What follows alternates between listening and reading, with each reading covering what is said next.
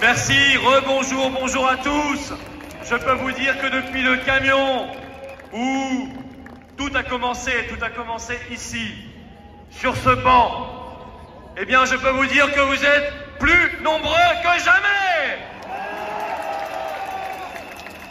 Vous avez la pêche, vous êtes dynamique, vous êtes souriant, vous avez le courage, la foi, l'espérance, parce que vous êtes des hommes et des femmes debout et libres. Alors je commence par une bonne nouvelle. Et tout ça se fait en lien avec Fabrice qui parlait avant. Ça y est, les premières plaintes sont déposées contre Gérald Darmanin.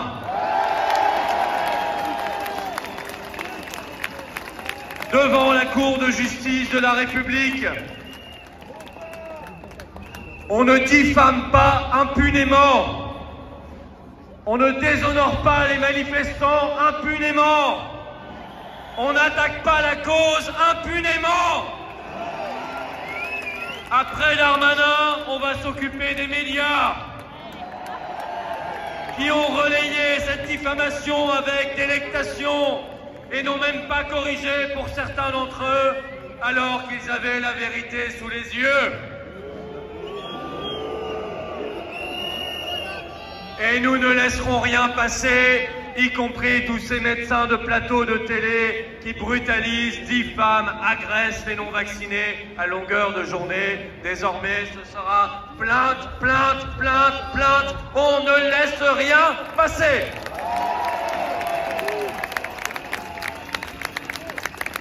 Si M. Darmanin s'est permis cette grotesque diffamation, c'est parce que la foule innombrable que nous sommes, immense, résistante, libre, va à l'encontre de tous leurs sombres projets et porte une espérance qui heurte l'avenir noir qu'ils espèrent.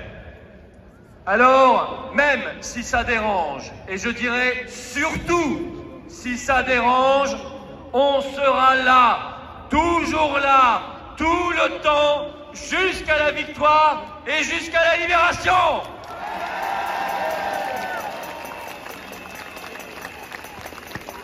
La décision hier du Conseil constitutionnel a clôturé une séquence, allez, on va dire tragicomique, car oui, vous savez, leur système est tellement un champ de ruines que parfois il faut savoir en rire pour se donner du courage. Donc vous avez Monsieur Fabius Père, qui a donné raison comme président du Conseil constitutionnel à la loi sur le pass vaccinal du gouvernement Macron, conseillé par Monsieur Fabius Fils,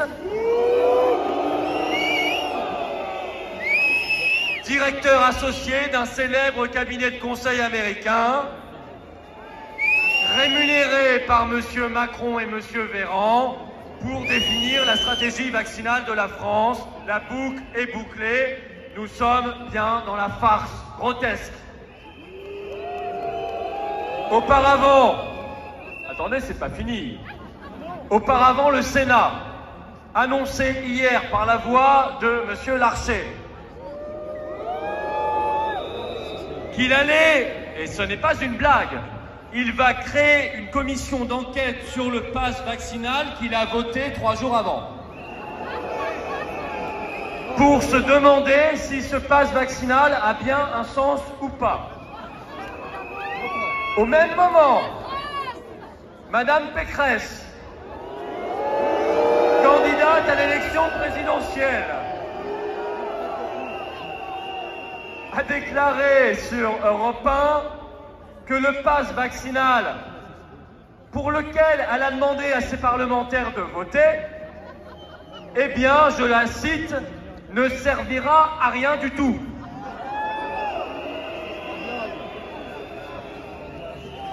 Alors oui, il vaut mieux en rire. Alors effectivement, oui, le pass vaccinal ne servira strictement à rien. Il n'est là que parce qu'il est une rente financière perpétuelle pour les grands laboratoires pharmaceutiques. Il ne sert qu'à domestiquer un peuple dont on espère une obéissance parfaite et qu'il entrera dans la guerre de tous contre tous, les restaurateurs contre les clients, les policiers contre les restaurateurs, les policiers contre les clients, les patrons contre leurs salariés, les parents contre leurs enfants, les grands-parents contre les parents, et ainsi sans fin. Ce passe vaccinal, enfin, ne sert qu'à montrer comme bouc émissaire les fameux non-vaccinés, dont j'ai démontré depuis des mois que ce statut concerne absolument tout le monde. Tout vacciné est un futur non-vacciné. Tout dépend du nombre de doses auxquelles vous en êtes. Chaque jour, et ça a commencé le 15 janvier, des dizaines de milliers de Français, autrefois considérés comme vaccinés, sont désormais considérés comme non vaccinés, car ils ont refusé la 3e dose. Les médias disent qu'ils sont désactivés. On se croirait dans Matrix. Moi, je dis qu'ils ne sont pas désactivés. Au contraire, ils reprennent goût à la vie et à la liberté, et ils ont de la résistance.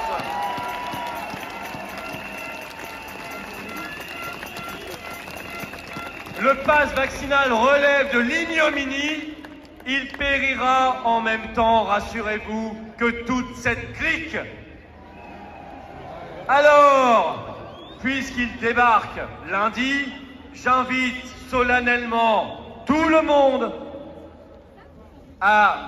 Moi, j'en ai pas, donc je l'utiliserai pas du tout. Vous êtes nombreux ici comme moi, mais pour ceux qui en ont, mais qui sont contre le système, à l'utiliser le moins possible. J'invite les restaurateurs, j'invite le monde de la culture, j'invite le monde du sport, j'invite les clients à faire la grève du QR code et des injections à répétition.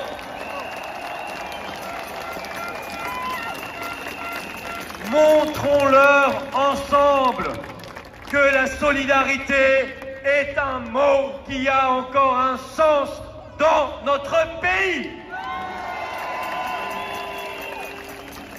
Montrons-leur que nous sommes un peuple, un grand peuple, uni et debout. Montrons-leur que nos valeurs sont la liberté, l'égalité, la fraternité, la dignité, l'humanité, profondément ancrée dans une France éternelle, aujourd'hui défigurée par des malfaisants et des corrompus, mais demain qui reprendra son envol, tel le phénix, vers des cieux beaucoup plus prometteurs. Dans cet avenir ensoleillé, le serment de Pfizer sera à nouveau remplacé par le serment d'Hippocrate.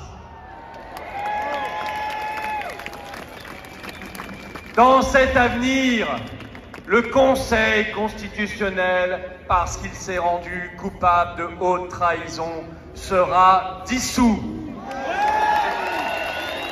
Remplacés par des citoyens français tirés au sort, ils feront le boulot tout aussi bien. Et nous ferons également le ménage au sein du Conseil d'État qui a lourdement trahi. Dans cet avenir, il y a des choses plus légères. Monsieur Blanquer sera DJ à Ibiza.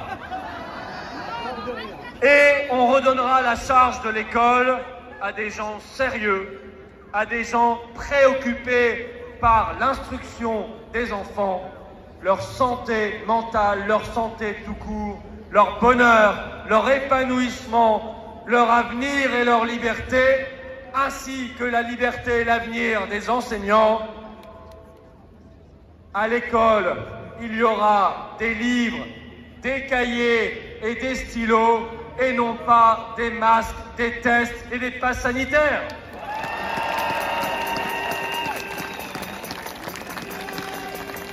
Dans cet avenir, Monsieur Véran ne sera plus rien. Statut qu'il n'aurait jamais dû quitter. Dans cet avenir, bien sûr, les responsables et les coupables seront jugés et punis.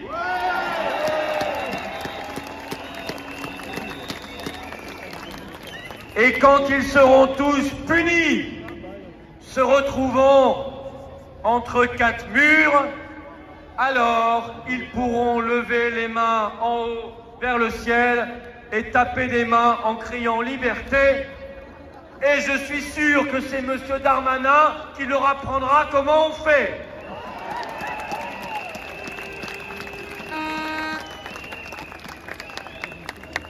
Allez, soyons un peu factieux, tapons des mains vers le ciel et crions liberté.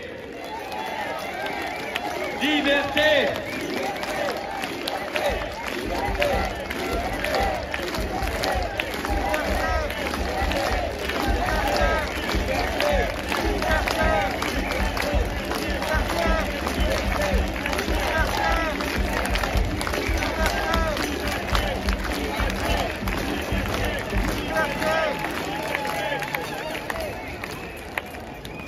Vous n'avez pas honte d'être factieux comme ça? Eh bien, vous avez raison.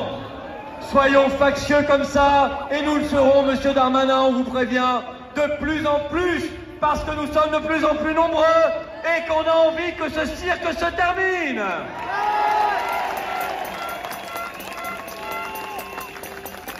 Dans cet avenir, nous serons un pays libre, qui, comme le Royaume-Uni, lèvera évidemment toutes ces mesures restrictives, liberticides, honteuses, incompréhensibles, et nous rejetterons en même temps toutes les tutelles, nous reprendrons le contrôle. Comme le Royaume-Uni, nous quitterons l'Union européenne par le Brexit. Brexit.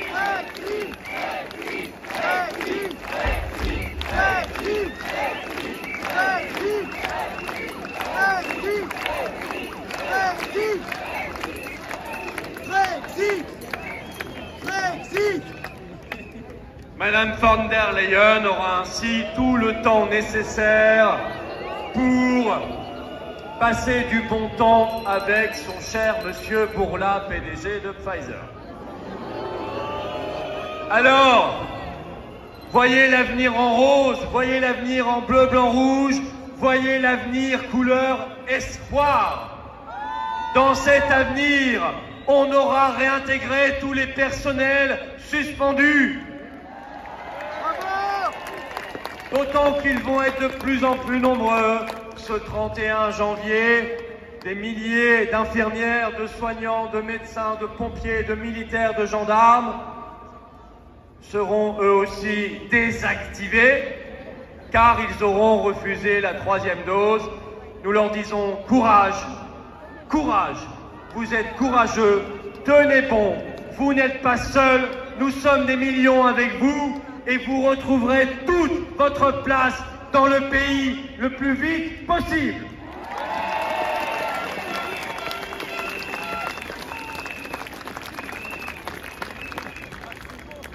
Vous savez, même le pays qui a été le berceau du pass sanitaire, Israël, vient de déclarer, je cite, qu'il n'avait aucune justification médicale ni épidémiologique. L'Espagne a décidé cette semaine que désormais elle traiterait le Covid comme un rhume ou la grippe. L'Angleterre a levé toutes les restrictions et vit totalement normalement. Même chose pour l'Écosse depuis quelques jours. Même chose aujourd'hui pour l'Irlande. La République tchèque a renoncé finalement à l'obligation vaccinale. La Cour suprême américaine a désavoué Joe Biden et a rejeté l'obligation vaccinale pour 84 millions de salariés américains. La résistance française est là, et elle est particulièrement là aux Antilles, que je salue. Le débat sur les effets secondaires s'invite partout. Vous avez peut-être vu hier Marc Doyer qui a parlé dans ses manifestations plusieurs fois, qui était sur le plateau de Cyril Hanouna, absolument remarquable, et qui a permis à des millions de Français de découvrir d'un coup le problème des effets secondaires. Nous lui témoignons notre soutien, notre solidarité, notre amitié, notre affection dans les moments terriblement difficiles qu'il vit avec sa femme malade, Morissette. Dans les sondages en parallèle, le pass vaccinal et Macron s'effondrent. Leur narratif s'effondre. Et avec eux, les narrateurs, les bonimenteurs et les menteurs. Alors bien sûr, rien n'est fait. Mais de grâce, ne sombrez pas au moment où c'est leur monde qui sombre.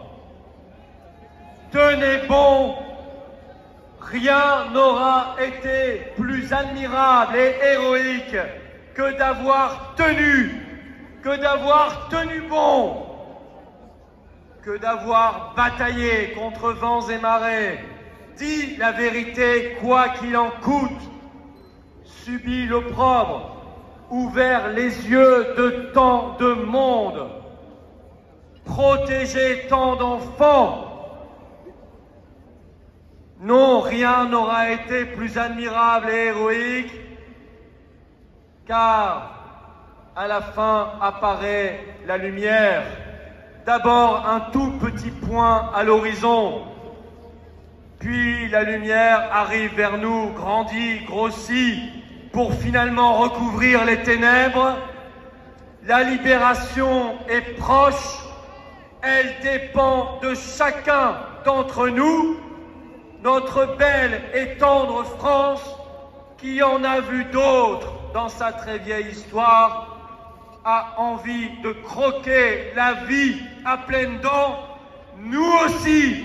Alors courage, alors tenez bon, l'avenir nous appartient, vive la liberté, vive la résistance et vive la France libre!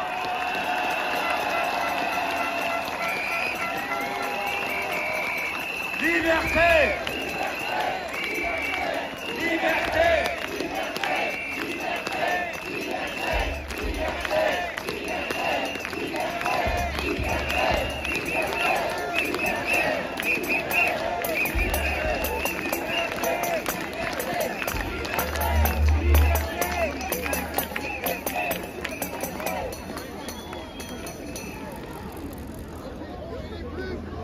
Évidemment, nous allons tous ensemble chanter notre hymne national, la Marseillaise, et je laisse à notre chanteur en titre le soin de commencer.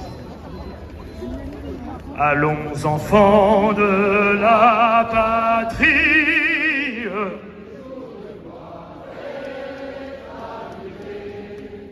contre nous de la tyrannie, étendard sanglant élevé, étendard sanglant élevé, entendez-nous dans nos campagnes, rugir ces féroces soldats qui viennent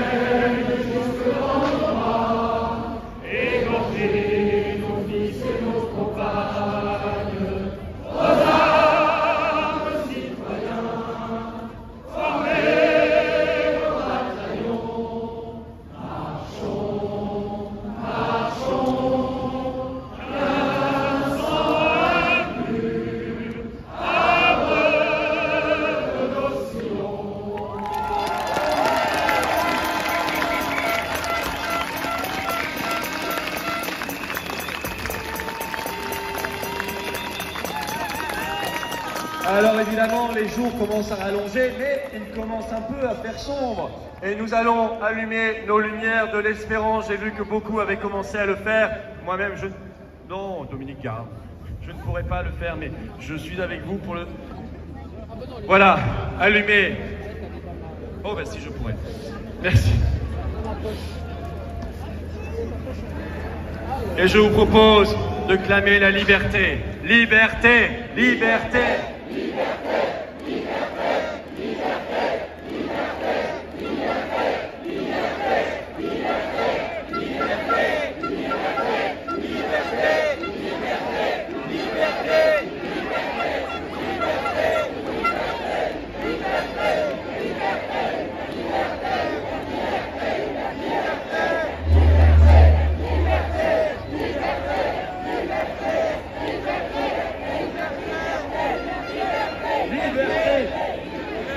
liberté, liberté,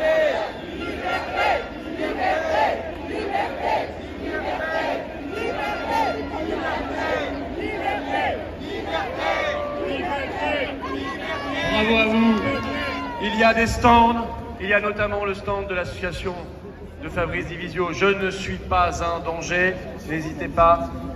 Et je laisse le micro à Dominique. À bientôt les amis. Nous allons évidemment mettre la musique, car il est interdit de danser, de chanter et de vivre. On va donc faire exactement l'inverse. On va danser, on va chanter et on va vivre.